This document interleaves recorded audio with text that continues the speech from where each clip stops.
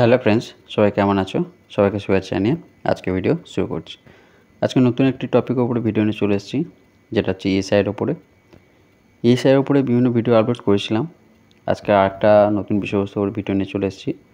আজকে থাম্বনেল থেকেই বুঝতে পারছো ভিডিওর বিষয়বস্তুটা কী।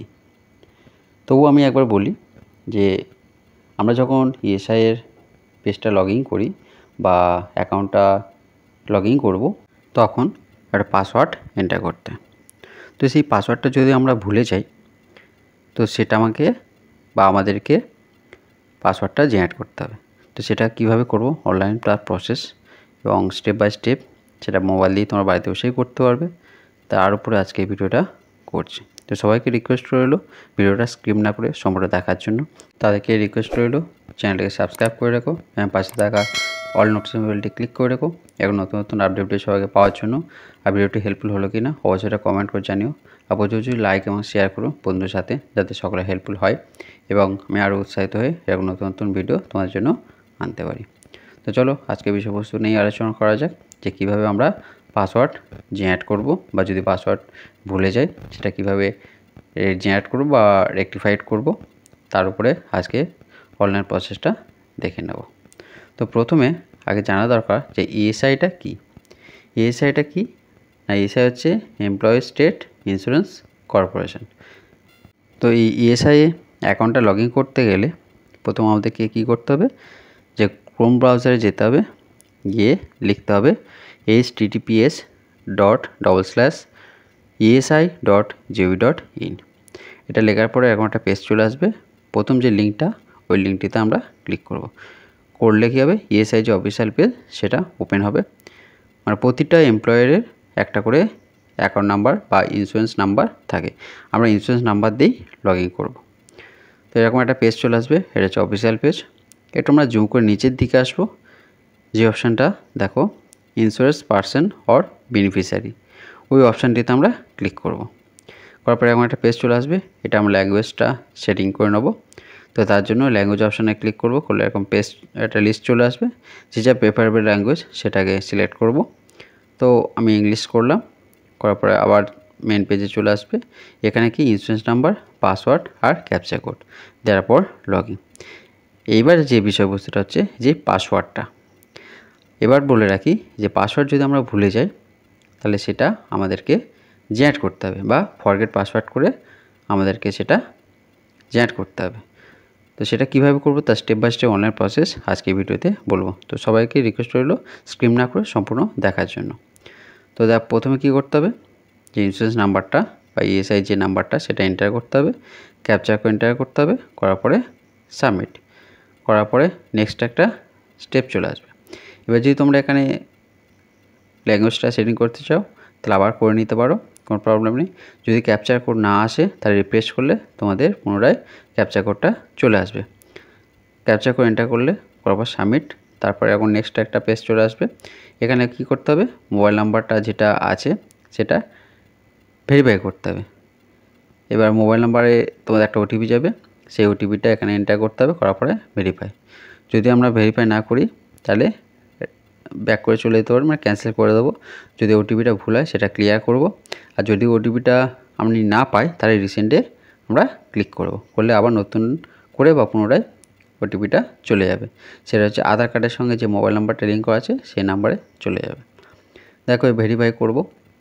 এখানে কিছু রুলস আছে, যে ম্যাক্সিমাম ওটিপির ভ্যালিডিটি হচ্ছে 10 মিনিট, সেটা 3 বার তুমি ইউজ করতে পারবে, তার বেশি করা যাবে না।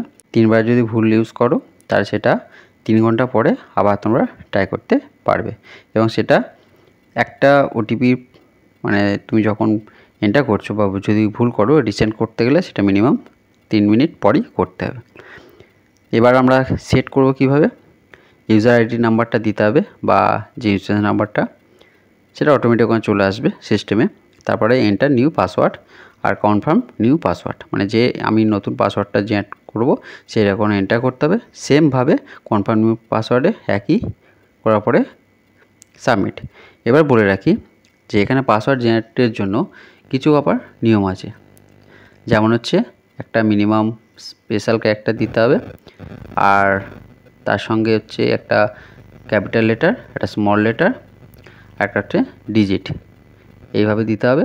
আর হচ্ছে মিনিমাম 8টা ক্যারেক্টারে তোমাদের হতে হবে এটা, এইভাবে তোমরা এখানে দেবে।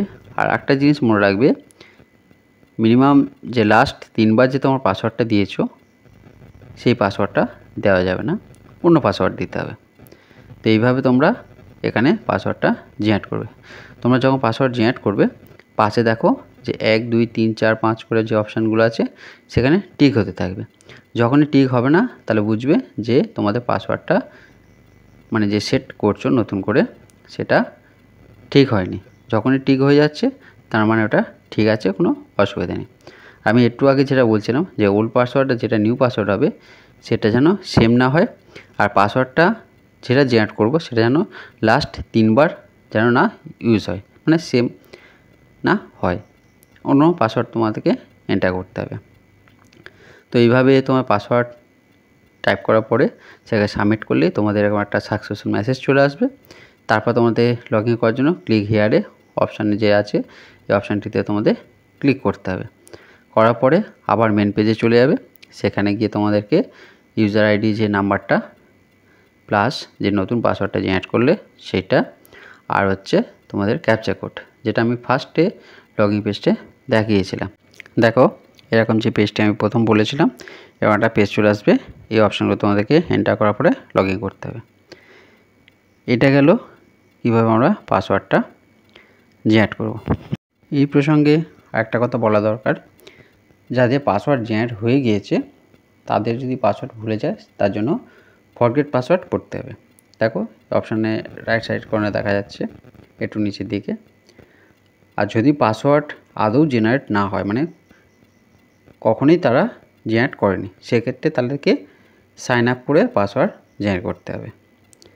এটা একটু জেনে রাখা দরকার, না তো প্রবলেমটা হয়ে যাবে। যদি পাসওয়ার্ড জেনারেট করা থাকে তাহলে ফরগেট পাসওয়ার্ড করে জেনারেট করতে হবে। আর যদি একবারও না পাসওয়ার্ড ক্রিয়েট করা হয় বা সাইন আপ না করা হয় তাহলে সাইন আপ করে তাদেরকে পাসওয়ার্ড জেনারেট করতে হবে। এবার সেটা কিভাবে করবে আমার আগের ভিডিও দেওয়া আছে, তোমরা আমার চ্যানেলে গিয়ে ইএসআই যে প্লে লিস্ট আছে ওখান থেকে দেখে নিতে পারো, বা আমি আই বাটনে লিঙ্কটি দিয়ে দেবো, তোমরা দেখে নেবে। তো আজকে ভিডিও এখানেই শেষ করলাম। দেখা হচ্ছে নেক্সট কোনো ভিডিওতে বা নেক্সট কোনো বিষয়বস্তু বা টপিকের উপরে। তোমরা ভালো থেকো, সুস্থ থেকো, আর সবাইকে অসংখ্য অসংখ্য ধন্যবাদ সম্পূর্ণ ভিডিও দেখার জন্য। আর যেসব বন্ধুরা আমার চ্যানেলে প্রথম দেখছো চ্যানেলটি সাবস্ক্রাইব করে রাখো, আমার পাশে থাকা অল নোটিফিকেশনটি ক্লিক করে রাখো এখন নতুন নতুন আপডেট ভিডিও সবাইকে পাওয়ার জন্য। আর ভিডিওটি হেল্পফুল হলে কিনা অবশ্যই এটা কমেন্ট করো, আর প্রচুর লাইক এবং শেয়ার করো বন্ধুর সাথে, যাতে সকলে হেল্পফুল হয়। আর যেসব বন্ধুরা আমার চ্যানেল সাবস্ক্রাইব করে রেখেছো তাদেরকে অসংখ্য অসংখ্য ধন্যবাদ আমার চ্যানেলটি সাবস্ক্রাইব করে রাখার জন্য। এবার পাশে দেখো, প্রচুর সাপোর্ট করো, প্রচুর লাইক এবং শেয়ার করো। আমার ভিডিওগুলো হেল্পফুল হচ্ছে কিনা অবশ্যই সেটা কমেন্ট করে জানিও। আর কোনো বিষয়বস্তুর উপরে ভিডিও রেকর্ড থাকলে বা জানার প্রয়োজন থাকলে অবশ্যই এটা কমেন্ট করে জানিও, আমি কোনো ভিডিওর দ্বারা তোমাদেরকে হেল্প করার চেষ্টা করবো। তো আজকে এখানেই শেষ করছি। সব ভালো থেকো, সুস্থ থেকো, ধন্যবাদ।